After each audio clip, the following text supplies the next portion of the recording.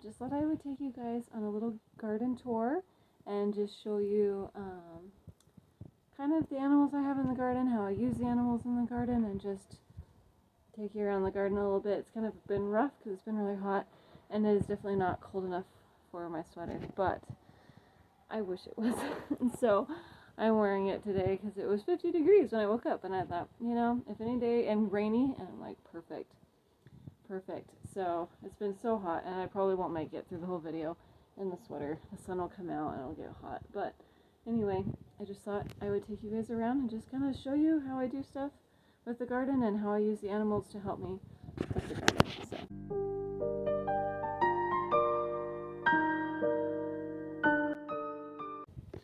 First up I have is this bunny. She lives here in this garden. She's one I'm eventually going to sell, but right now she's living here in the garden, the courtyard garden. And so, yeah, she does a good job taking care of things, and that is her purpose right now because she is not a permanent farm member, so she has temporary housing situation. And that's where all my bunnies that I'm planning to sell will go. Oh, you are so cute. And she's sweet. She's so sweet. And she's still pretty small because she's still a baby. So we've got temporary fencing here for her. And she just kind of does what she wants. We've got a big tree here, so she's in the shade most of the day. The sun kind of shines through here, but not a lot. And she's doing good at eating the grass. So she's eating the grass down, her food and her hay. This being a temporary space, I'm not looking for perfection. I am just giving her a little space to run around, eat the grass, and just have a good little life until she moves in with someone else. Huh, darling?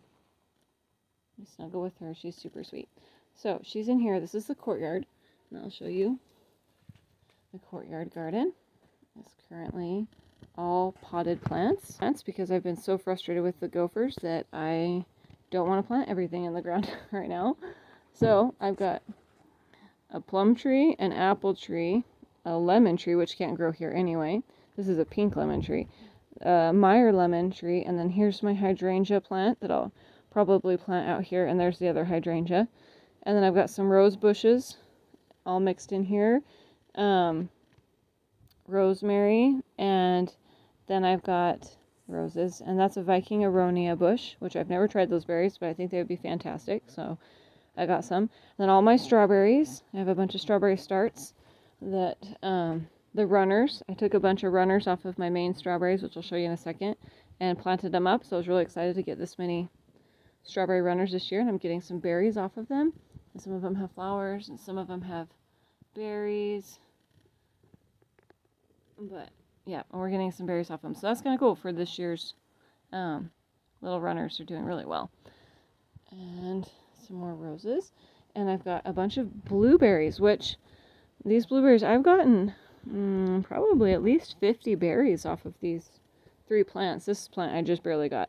But these 3 have given me like 50 berries so far, which is kind of insane because I do not live in a place where berries would thrive. So they have to be underneath the tree and get the shade, and they're with the wall around them to keep the wind off. And they have to just have a ton of water. But then they've done really well. I've gotten a lot of berries, but I'm pretty sure that we are done. I don't think we have any more berries. Nope, looks like we're pretty much empty. This plant was lopsided, as you can see. So this side is really bushy, and this side is not. So this side I've kind of got in the more sunny side, so that it's kind of starting to straighten itself out. But, and then this is a strawberry plant that I got before, and it has all these little pockets in it, and it was really cool. And so all of these ones that put off any runners, I just put another pot next to it, and then you just hook the runner to it and let it grow roots, so you don't disconnect the runner, which I don't have any that you can see anyway. But strawberries create this like this, a lot like the leaves are on these just little stem things. They grow really long ones, and they'll start to grow a little strawberry plant on the end of it. And if you just peg that down into the dirt really good in a pot, it will eventually grow its own roots, which is what all of those ones are. All of those are what I did with this one plant.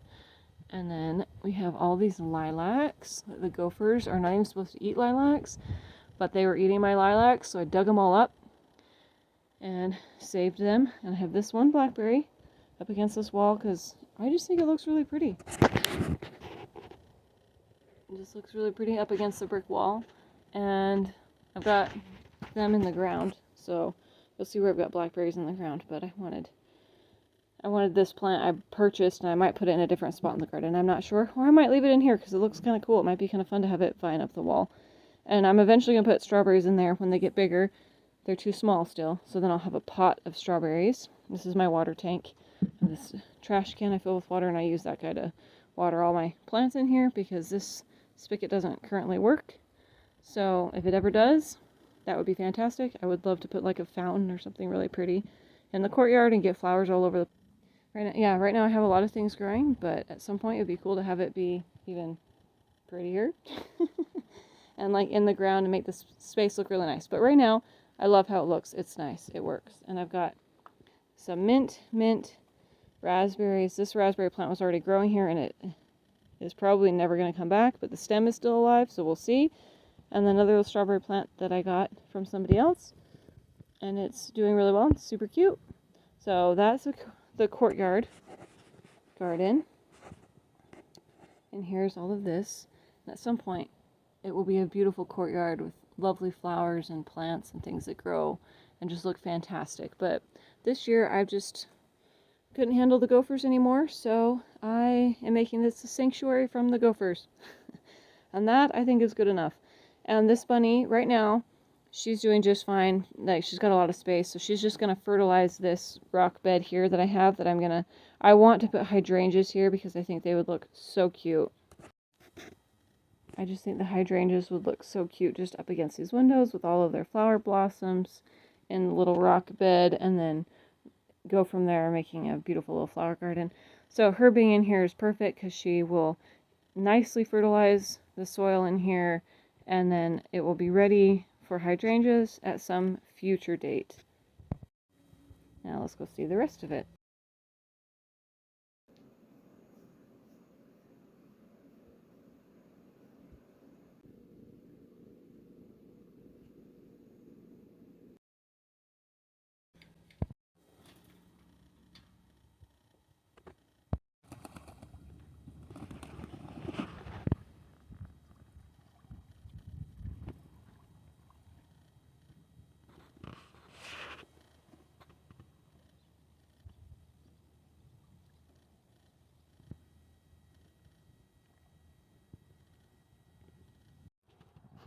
The pumpkins are coming in really nice.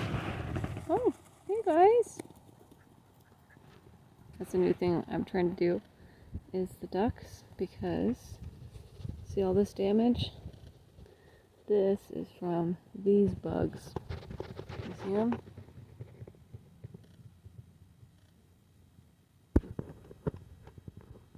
Those are squash bugs. And squash bugs have decimated my pumpkin patch. And so I'm trying to get my ducks, like I'm a little pond right here, to enjoy, hopefully to get them to come and eat the squash bugs so that I get all my pumpkins in time. But it's still new, and they're still kind of nervous. Off they go. But I still do have a few pumpkins that are doing really well. This one, and there's one back here that's doing really good. Where are you? There it is. But I'm not growing enormous pumpkins, but these pumpkins are doing pretty good. They're not there yet. I mean, the vine is shriveling next to them, which is a sign when the vine shrivels up right here that the pumpkin's getting ready, but it's not quite loose yet. So I'm going to let this guy sit a little longer, especially since he's kind of out of the reign of the squash bugs. But they'll come for him if we don't get rid of the squash bugs. But I still have flowers on, so I'm hoping I get a bunch more pumpkins. And I've got some baby pumpkins that are coming in, so hopefully. I've just been growing little pumpkins right now just because I want to get all of my, I don't know, I could grow big pumpkins, I guess. There's no reason why I can't grow big pumpkins. I like big pumpkins. I just wanted to get all of my, like, learning curve out of the way on pumpkins I didn't care as much about if they were lost, but Yeah. I'll show you where the ducks have been sleeping though. I was on my way over and I have to show you guys how good my blackberries are doing. I know that there's lots of places where blackberries just completely thrive and they do fantastic, but the desert is not one of those places. But they're doing so well, and I'm really excited. And I've got baby blackberry plants coming up, so yay! Yay, blackberries! The gophers come for these too, so it's really hard to get things to grow. Once they're good and established, then they can handle the, you know, the problems with the gophers and things. But until they're good and established, the gophers can just take them down. So this year they're doing well. Here I've framed out where the next grow bed is going to be, and this is how I temporarily move bunnies around.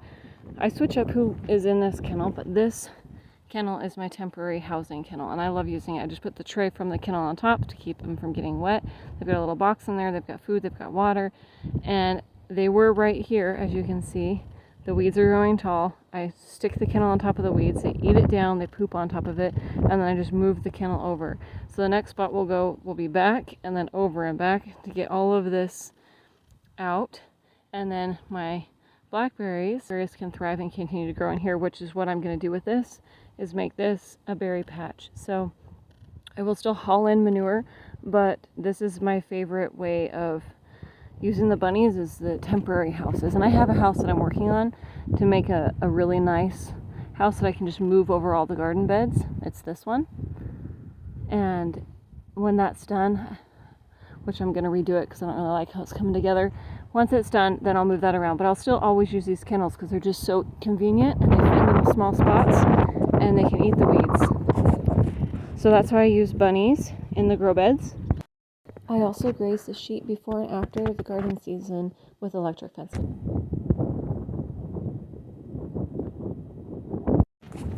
I also always love having pigs in the garden. Hello, darlings. Don't have any food for you. They're still finishing up what I fed them earlier. These are guinea hogs. Yeah, push that down so you get those weeds. Guinea hogs are grazers. So I've got like a scrap bucket for them, or well, that's where I put scraps, kitchen scraps.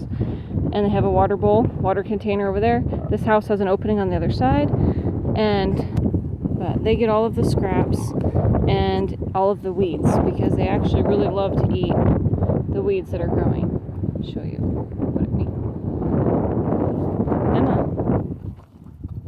Emma.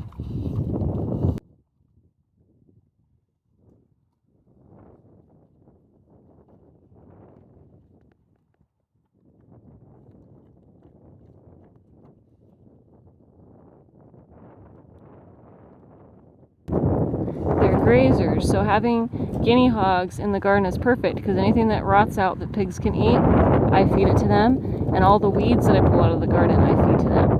So I'll always have pigs in my garden. They're very useful.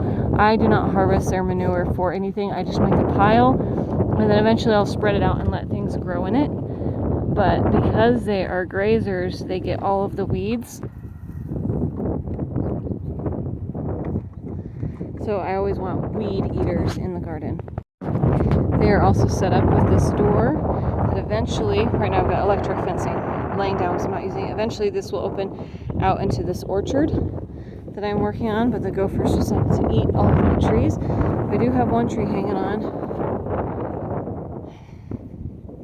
This whole area is going to be an orchard all the way down to this fence line. And so all of these trees, as they mature, when they drop their fruit, the pigs will have access here and eat all of the fallen fruit and to graze up all of the grasses that grow under the trees.